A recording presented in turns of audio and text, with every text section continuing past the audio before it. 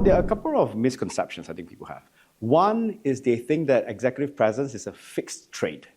They think you're either born with it or you don't have it. But what we know is that it's something teachable. Once you can identify the elements of what is executive presence, how do you signal competence in an authentic way? How do you signal warmth? That's when you realize, oh, actually you can learn some of these different things. And they're very practical strategies that you can pick up in learning how to build executive presence. Well, a couple of others that come to mind is that sometimes they think it's all style but very little substance. We hear of stereotypes of what leaders should be, and in the 80s and 90s, you often talk about dominance, show confidence, the deep voice, and all that. But that won't work today. In today's climate, where you work with multicultural teams across platforms, across Zoom versus face-to-face, across different settings, I think it's critical that people understand executive presence involve, one, me understanding and judging and perceiving you to have credibility. Yet at the same time, you are someone I could relate with. I feel safe to share information with you. I feel safe that you will be able to work towards win-win goals together. And I think these are some misconceptions that hopefully through the experience working within Seattle with other experts on the topic, you learn that executive presence is really complex. I think the last thing that I think we've discussed before, which is that sometimes we think there is only one executive presence, a certain mold, a certain style. But as we learn, executive presence involves you being able to adapt, show respect across cultures, across industries, across contexts, across settings. In one context, behaving in a more upright, confident posture may seem confident, but in a different context, there could be overconfidence. And so how do you manage and navigate that? I think executive presence involves you understanding some of these things. Well, leadership presence is something where it's physical.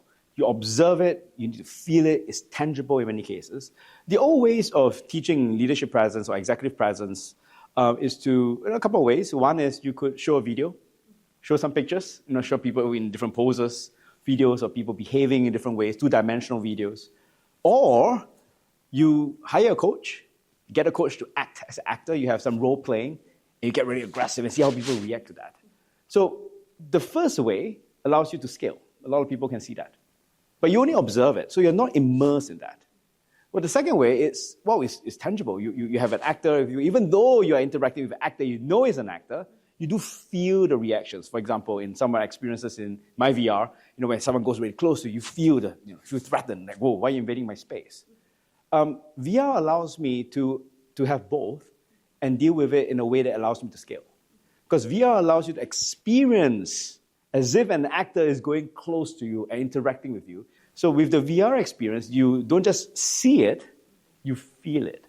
And sometimes in some ways, it allows you in a very safe environment to understand how to pick out those cues accurately.